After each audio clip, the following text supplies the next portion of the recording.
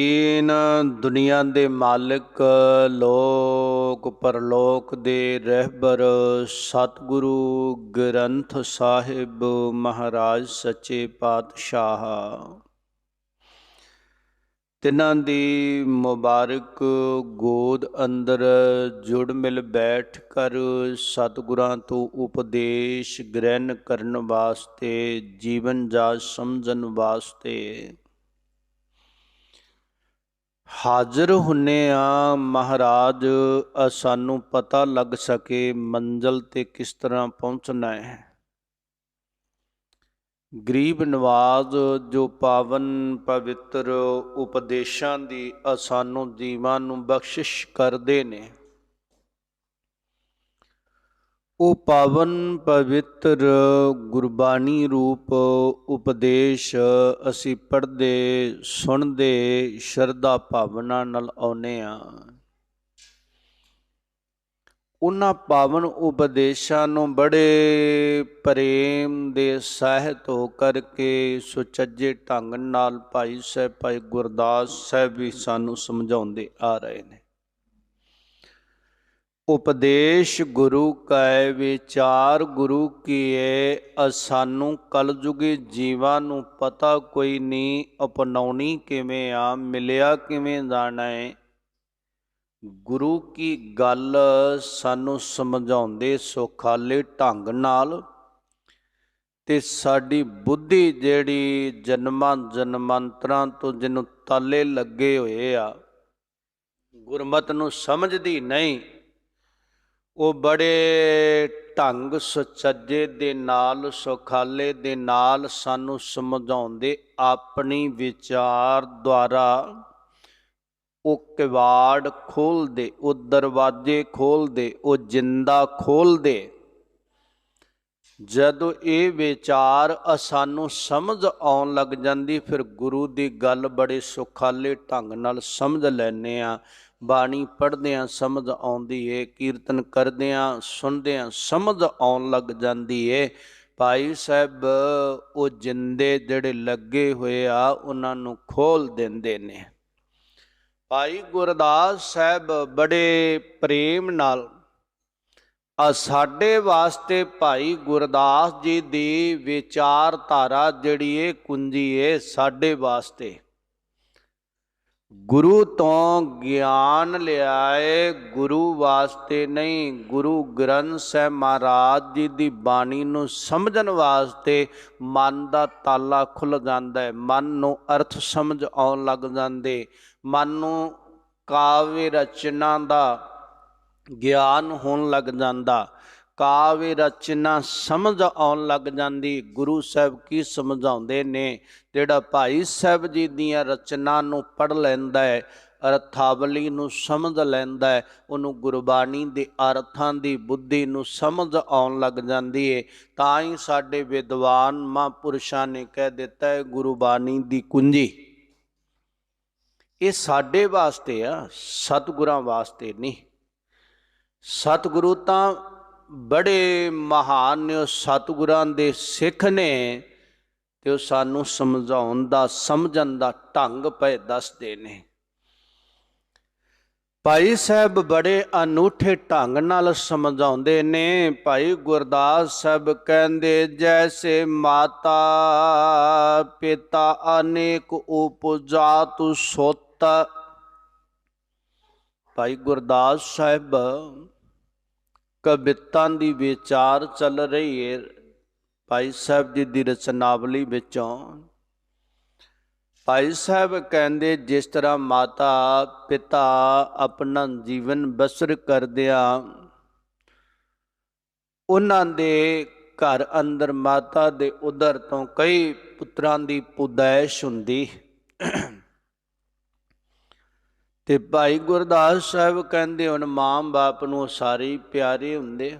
ਮਾਂ ਬਾਪ ਚਾਹੁੰਦੇ ਬਈ ਇਹ ਸਾਰੇ ਹੀ ਆਪਣਾ ਆਪਣਾ ਕਾਰਜ ਕਾਰੋਬਾਰ ਸੰਭਾਲਣ।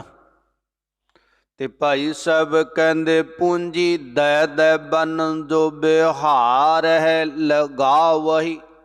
ਉਹਨਾਂ ਨੂੰ ਕੁਝ ਪੂੰਜੀ, ਕੁਝ ਮਾਇਆ, ਕੁਝ ਧਨ ਦੇ ਕੇ ਮਾਂ ਬਾਪ ਜਿੰਨੇ ਕੁ ਜੋਗਾ ਹੁੰਦਾ ਹੈ, ਜਿੰਨੀ ਕੋ ਆਰਥਿਕ ਪੱਖ ਤੋਂ ਆਪਣੇ ਬੱਚਿਆਂ ਦੀ ਮਦਦ ਕਰ ਸਕਦਾ ਹੁੰਦਾ ਹੈ, ਓਨੀ ਪੂੰਜੀ ਦੇ ਕੇ ਉਹਨਾਂ ਨੂੰ ਵਰਤੋਂ ਵਿਵਹਾਰ ਵਿੱਚ ਲਾ ਦਿੰਦਾ ਹੈ। ਆਪਣਾ ਕੋਈ ਕਾਰੋਬਾਰ ਚਲਾ ਲਓ, ਅੱਗੇ ਦੁਨੀਆ ਵਿੱਚ ਵਧੋ, ਕਮਾਈ ਕਰੋ, ਕਿਹੜਾ ਖਰਚਾ ਤੁਹਾਨੂੰ ਦੇ ਦਿੱਤਾ। ਔਰ ਭਾਈ ਗੁਰਦਾਸ ਸਾਹਿਬ ਕਹਿੰਦੇ ਮਾਂ ਬਾਪ ਨੇ ਸਾਰਿਆਂ ਨੂੰ ਉਹ ਖਰਚਾ ਦੇ ਦਿੱਤਾ ਤੇ ਬੱਚੇ ਆਪਣਾ ਆਪਣਾ ਕਾਰੋਬਾਰ ਕਰਨ ਵਾਸਤੇ ਚੱਲ ਪਏ, ਲੱਗ ਪਏ। ਕੋਈ ਵਪਾਰ ਵੱਲ ਨੂੰ, ਕੋਈ ਕਾਸੇ ਵੱਲ ਨੂੰ, ਕੋਈ ਕਾਸੇ ਵੱਲ ਨੂੰ ਚੱਲ ਪਿਆ। ਭਾਈ ਸਾਹਿਬ ਕਹਿੰਦੇ ਕਿਰਤ ਬਿਰਤ ਕਰ ਦੋ, ਕੋ ਮੂਲ ਖੋਵੈ ਰੋਵੈ। ਹੁਣ ਜਿਹੜਾ ਧਨ ਮਿਲਿਆ ਸੀ ਨਾ, ਉਹ ਮਾਂ ਬਾਪ ਵੱਲੋਂ ਮਿਲੀ ਹੋਈ ਪੂੰਜੀ ਕਿਸੇ ਨੇ ਆਪਣੀ ਸਿਆਣਪ ਦੇ ਨਾਲ ਉਹ ਸਾਰੀ ਕਿਰਤ ਬਿਰਤ ਕਰਦਿਆਂ ਹੋਇਆਂ ਅਜ਼ਾਈ ਗਵਾ ਦਿੱਤੀ। ਤੇ ਜਦੋਂ ਮੂੜੀ ਉਹ ਪੂੰਜੀ ਖੁੱਸ ਗਈ, ਮੁੱਕ ਗਈ, ਤੇ ਉਦੋਂ ਸਕੀਮਾਂ ਕੱਲੀਆਂ ਕੋ ਨਹੀਂ ਕੰਮ ਕਰਦੀਆਂ। ਕੋਲ ਕੁਝ ਨਾ ਹੋਵੇ, ਕੱਲੀਆਂ ਸਕੀਮਾਂ ਕੰਮ ਨਹੀਂ ਕਰਦੀਆਂ, ਦਲੀਲਾਂ ਪੀਲਾਂ ਕੰਮ ਨਹੀਂ ਕਰਦੀਆਂ। ਸਕੀਮਾਂ ਹੈ, ਜਾਂਚ ਹੈ, ਧਨ ਚਾਹੀਦਾ ਹੈ, ਤਾਂ ਹੀ ਉਹ ਅੱਗੇ ਵਰਤੋਂ ਵਿਵਹਾਰ ਵਪਾਰ ਚੱਲੇਗਾ। ਭਾਈ ਗੁਰਦਾਸ ਸਾਹਿਬ ਕਹਿੰਦੇ ਉਹ ਕਿਰਤ ਬਿਰਤ ਕਰਦਿਆਂ ਜਿਹੜੀ ਮਾਂ ਬਾਪ ਨੇ ਪੂੰਜੀ ਦਿੱਤੀ ਸੀ ਨਾ, ਉਹ ਅਜਾਈ ਗਵਾ ਦਿੱਤੀ। ਉਹ ਮੂਲ ਖੋਵੈ, ਮੂਲ ਗਵਾਚ ਗਿਆ, ਖਤਮ ਹੋ ਗਿਆ। ਤੇ ਕਹਿੰਦੇ ਫਿਰ ਰੋਵੈ, ਬੈਠਾ ਰੋਂਦਾ। ਤੇ ਮਹਾਰਾਜ ਵੀ ਕਹਿੰਦੇ ਆ ਜੋ ਕੁਝ ਪੂੰਜੀ ਮਿਲਦੀ ਉਹਨੂੰ ਲੁਟਾ ਕੇ ਠੱਗਿਆ ਜਾਂਦਾ, ਲੁੱਟਿਆ ਪੁੱਟਿਆ ਜਾਂਦਾ, ਫਿਰ ਧਾਹਾਂ ਮਾਰਦਾ। ਕੋਈ ਮਜ਼ਦੂਰ ਗਿਆ ਠੱਗ। ਮਹਾਰਾਜ ਦੇ ਬਚਨ ਨੇ ਸੰਸਾਰ ਦੇ ਵਿੱਚ ਜੀਵ ਆਇਆ ਤੇ ਆ ਕੇ ਅੱਗੇ ਨੂੰ ਇਹਨੇ ਵਧਣਾ ਸੀ, ਲਾਹੇ ਕਾਰਨ ਆਇਆ ਜੱਗ।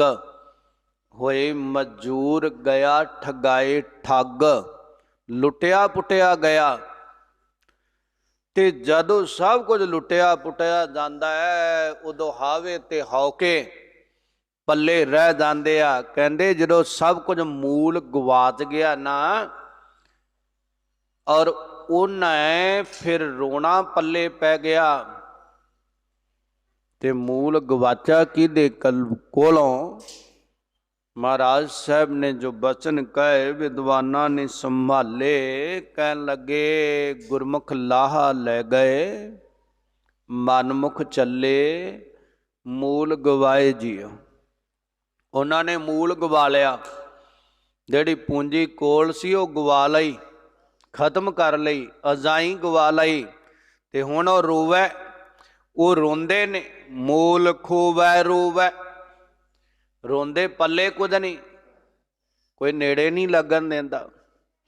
ਭਾਈ ਗੁਰਦਾਸ ਸਾਹਿਬ ਕਹਿੰਦੇ ਕੋ ਲਾਭ ਲੱਭਤ ਕੈ, ਤੇ ਕੋਈ ਉਸੇ ਪੂੰਜੀ ਦੇ ਨਾਲ, ਉਨੀ ਮਾਇਆ ਦੇ ਨਾਲ ਚੰਗਿਆਂ ਦਾ ਸੰਗ ਕੀਤਾ, ਚੰਗਿਆਂ ਤੋਂ ਪੁੱਛਿਆ ਕਿਵੇਂ ਕਾਰੋਬਾਰ ਕਰਨਾ ਸੋ, ਕਿਵੇਂ ਅੱਗੇ ਚੱਲਣਾ ਸੋ।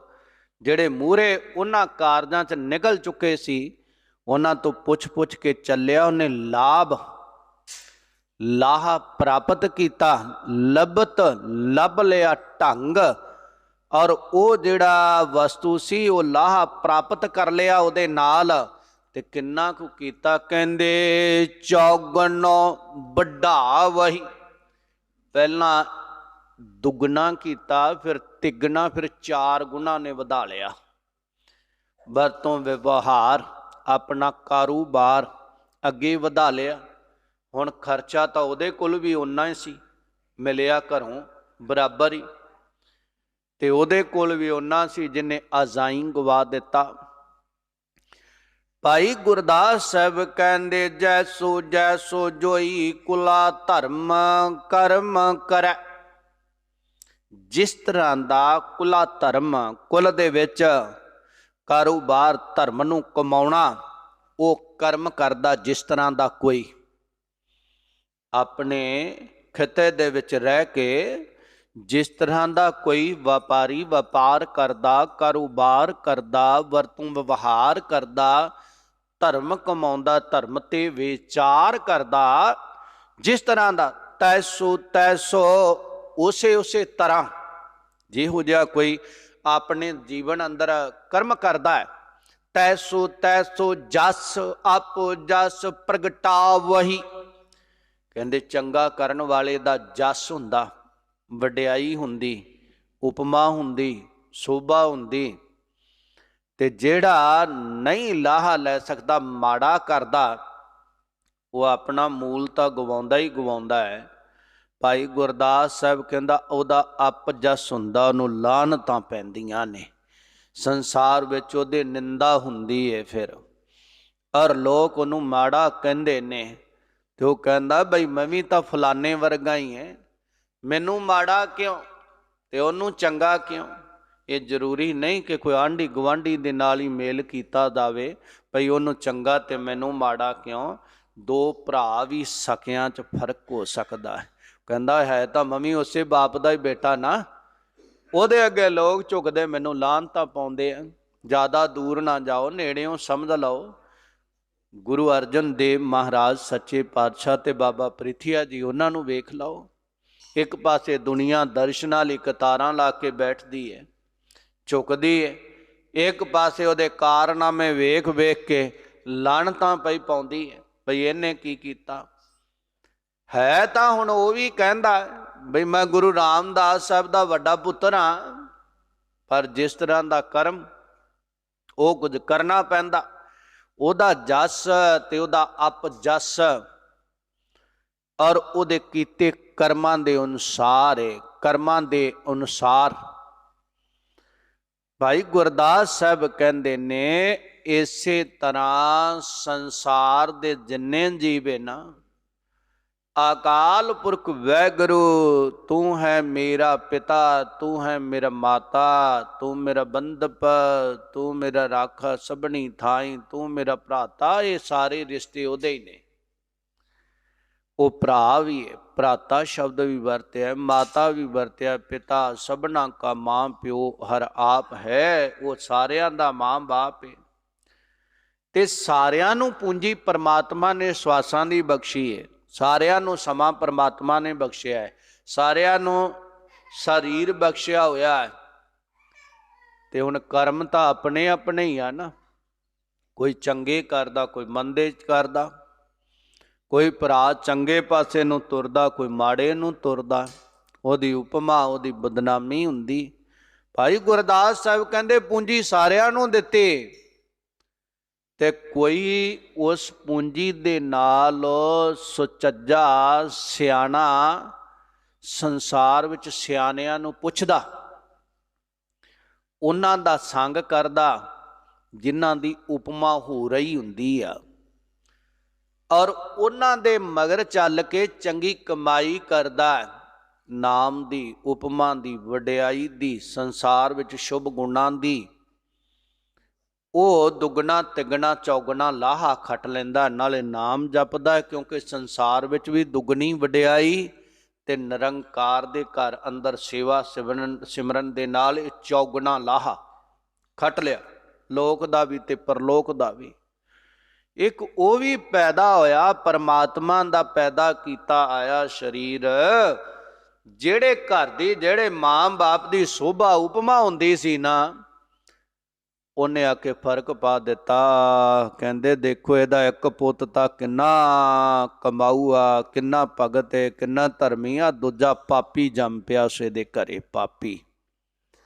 ਕਹਿੰਦੇ ਹੁਣ ਸਵਾਸਾਂ ਦੀ ਪੂੰਜੀ ਉਹਦੇ ਕੋਲ ਵੀ, ਉਹਨੇ ਸਭ ਕੁਝ ਆਪਣਾ ਗਵਾ ਲਿਆ, ਸਮਾਂ ਵੀ ਬਰਬਾਦ ਕੀਤਾ, ਮਾੜੀਆਂ ਜਗ੍ਹਾਵਾਂ ਤੇ ਖੜ ਕੇ, ਮਾੜਿਆਂ ਨਾਲ ਤੁਰ ਕੇ, ਮਾੜਿਆਂ ਨਾਲ ਜੁੜ ਕੇ, ਮਾੜਾ ਕਰਕੇ, ਤੇ ਉਹਨੂੰ ਪੈਂਦੀਆਂ ਲਾਹਨਤਾਂ। ਜਦੋਂ ਸਭ ਕੁਝ ਗਵਾ ਲਿਆ ਫਿਰ ਉਹ ਰੋਂਦਾ, ਹਾਵੇ ਤੇ ਹੌਕੇ ਮਾਰਦਾ, ਮੇਰੇ ਪੱਲੇ ਕੁਝ ਨਹੀਂ।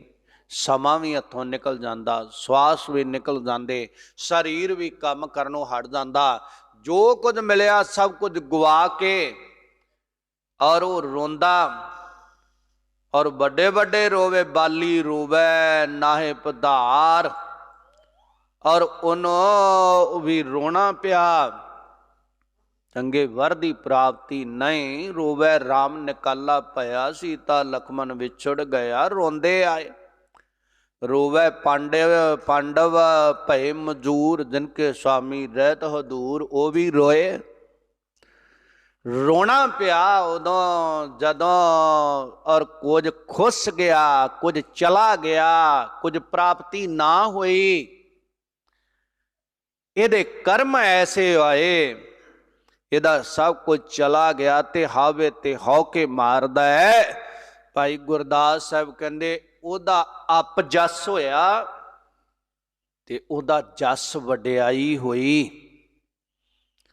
परमात्मा दे घर विच भी, इत्थे भी ते उत्थे भी, लोक विच भी ते परलोक विच भी। ते उसने लोक गयो पर लोक गवायो, ਉਹਦਾ लोक भी बिगड़ गया ते परलोक भी गया।